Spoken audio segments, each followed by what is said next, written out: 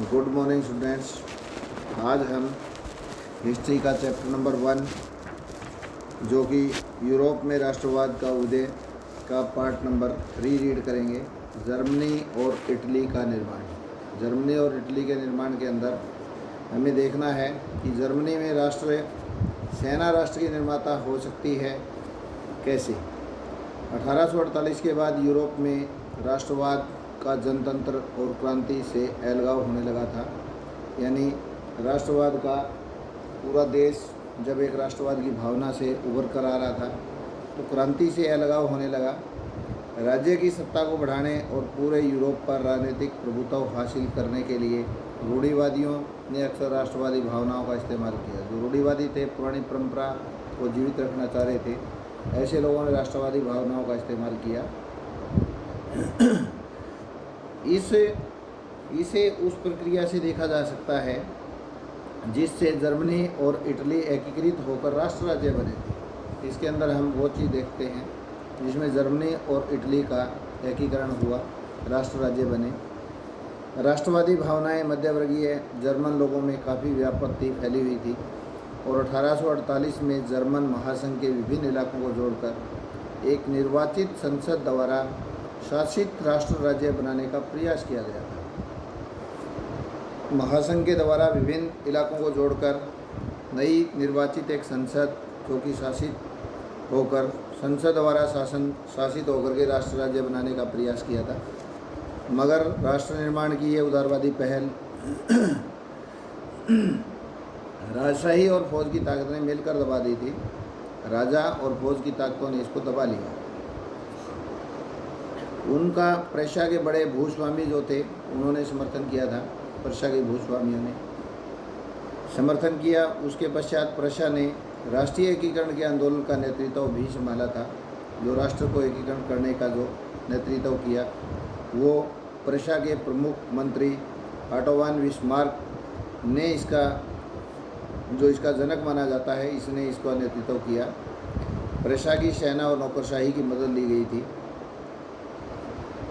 7 वर्ष के दौरान ऑस्ट्रिया, डेनमार्क, फ्रांस से 3 युद्धों में प्रशा की जीत हुई और एकीकरण की प्रक्रिया पूरी हुई। यानी 7 वर्षों के दौरान 3 युद्ध हुए और तीनों युद्धों में प्रशा की जीत हुई। आखिरकार जर्मनी का एकीकरण हो गया। इसकी एकीकरण की प्रक्रिया पूरी हुई। जनवरी 1871 में वर्साई में एक समारोह में प्रशा के राजा विलियम प्रथम को जर्मनी का सम्राट घोषित किया गया। जो विलियम प्रथम था 1871 के अंदर वर्साई में इसको सम्राट घोषित कर दिया। 18 जनवरी 1871 को सुबह बेहद ठंड थी। जर्मन राज्यों के राजकुमारों, सेना के प्रतिनिधियों और प्रमुख मंत्री जो ऑटो वॉन बिस्मार्क समेत प्रशा के जो महत्वपूर्ण मंत्रियों की एक बैठक वर्साई के महल के बेहद ठंडे शीश महल में, हॉल ऑफ मिरर कहते हैं इसको, जो शीश महल था, में हुई। सभा ने प्रशा के काइजर विलियम प्रथम के नेतृत्व में जर्मन साम्राज्य की घोषणा की। जर्मनी में राष्ट्र निर्माण प्रक्रिया ने प्रशा राज्य की शक्ति का प्रभुत्व को दर्शाता है। जब जर्मनी में राष्ट्र निर्माण की प्रक्रिया जो पूरी हुई, इसमें प्रशा राज्य की जो शक्ति थी इसके प्रभुत्व को दर्शाता है, क्योंकि प्रशा की ही ऑटो वॉन बिस्मार्क ने इसका नेतृत्व संभाला था और आखिरकार उसने 3 युद्धों के दौर में प्रशा की जीत हुई थी। इस कारण से जर्मनी के राष्ट्र निर्माण की प्रक्रिया पूरी हुई थी। नए राज्य ने जर्मनी की मुद्रा, बैंकिंग, कानूनी और न्यायिक व्यवस्थाओं के आधुनिकीकरण पर काफ़ी जोर दिया था। प्रशा द्वारा उठाए गए कदम, उनकी कार्रवाइयाँ बाकी जर्मनी के लिए अक्सर एक मॉडल बन गई थी। 4.2 के अंदर था आगे इटली। ये जर्मनी की एकीकरण की प्रक्रिया हमने पूरी की है, पढ़ा है। अब हम देखेंगे इटली का निर्माण कैसे हुआ। जर्मनी की तरह इटली में भी राजनीतिक विखंडन का एक लंबा इतिहास रहा है। राजनीतिक सिस्टम बिगड़ते रहे हैं, टूटते रहे हैं। इटली अनेक वंशानुगत राज्यों तथा बहुराष्ट्रीय हैब्सबर्ग साम्राज्य में बिखरा हुआ था। वंशों के अकॉर्डिंग ये चला आ रहा था। 19वीं सदी के मध्य में इटली 7 राज्यों में बटा हुआ था। 7 राज्यों में बटा हुआ था, जिसमें से केवल एक सार्डिनिया, पीडमांड में एक इतालवी राजघराने का शासन चल रहा था। उत्तरी भाग ऑस्ट्रियाई हेम्सबर्ग के अधीन था। मध्य इलाकों पर पोप का शासन चल रहा था और दक्षिणी क्षेत्र में स्पेन के बूर्बो राजाओं के अधीन थे।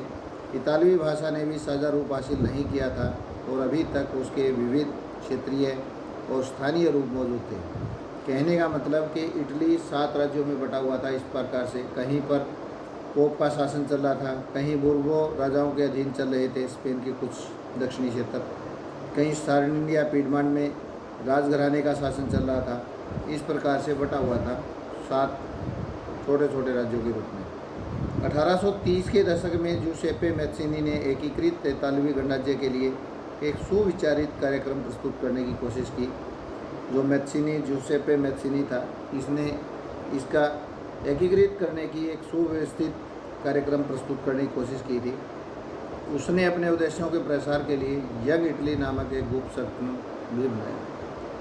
जूसेप्पे मैत्सिनी ने एक यंग इटली नामक ग्रुप बनाया और 1831 से 1848 में क्रांतिकारी विद्रोहों की असफलता से युद्ध के जरिए इतालवी राज्यों को जोड़ने की जिम्मेदारी सार्डिनिया पीडमांड के शासक विक्टर इमैनुएल द्वितीय पर आ गई। जो सार्डिनिया पीडमांड का जो शासन चल रहा था इतालवी राजघराने का, इसके अंदर सार्डिनिया पीडमांड के शासक विक्टर जो इमैनुएल द्वितीय जो था, इसके ऊपर इसकी जिम्मेदारी इतालवी राज्यों को जोड़ने की आ गई।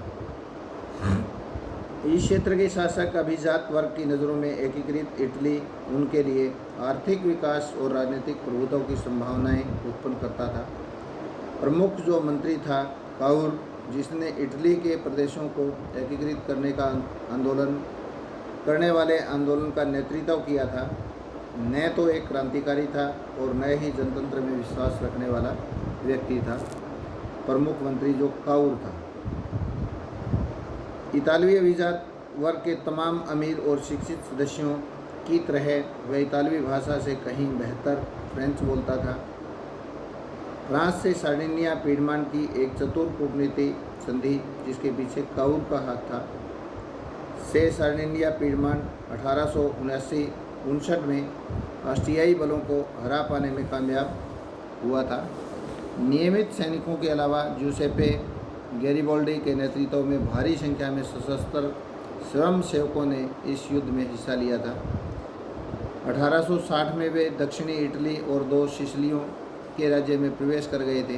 स्पेनी शासकों को हटाने के लिए स्थानीय किसानों का समर्थन पाने में सफल रहे, क्योंकि जो दक्षिणी हिस्सा था वो स्पेन के बूर्बो राजाओं के अधीन था। इसको यो अपना समर्थन पाने में सफल हो गए। 1861 में इमैनुएल द्वितीय को एकीकृत इटली का राजा घोषित किया गया था, मगर इटली के अधिकांश निवासी, जिसमें निरक्षरता की दर काफ़ी ऊंची थी, अभी भी उदारवादी राष्ट्रवादी विचारधारा से अनजान थे। दक्षिणी इटली में जिन आम किसानों ने गैरिबाल्डी का समर्थन दिया था, उन्होंने इटालिया के बारे में कभी सुना ही नहीं था और वे मानते थे कि ला इटालिया विक्टर इमैनुएल की पत्नी थी।